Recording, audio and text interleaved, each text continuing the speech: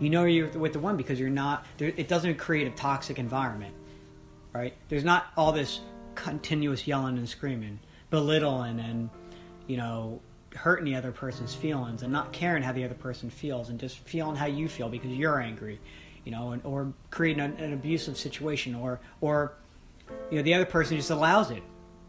They allow it because they're angry, or they don't want to deal with it anymore, or they're tired of it, or and then that's ups and downs because a part of them wants to say something, so they do, and it doesn't really work because look what you're dealing with anyway. So is that healthy?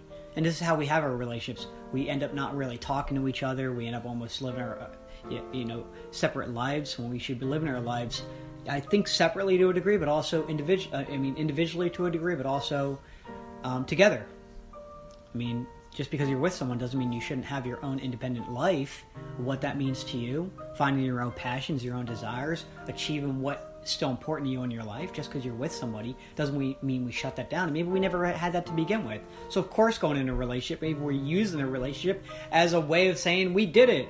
When what'd you do? Because then you're going to see how that maybe doesn't really do much for you, because you didn't really have much for yourself anyway. So it's like, the idea is like, if we're contributing to the relationship to work, even through difficult times, in a healthy way, not an unhealthy way, because of course anybody could work through something difficult in an unhealthy way.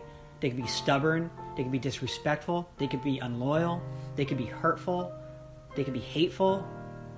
All right, that actually, we could think that's that's making things work.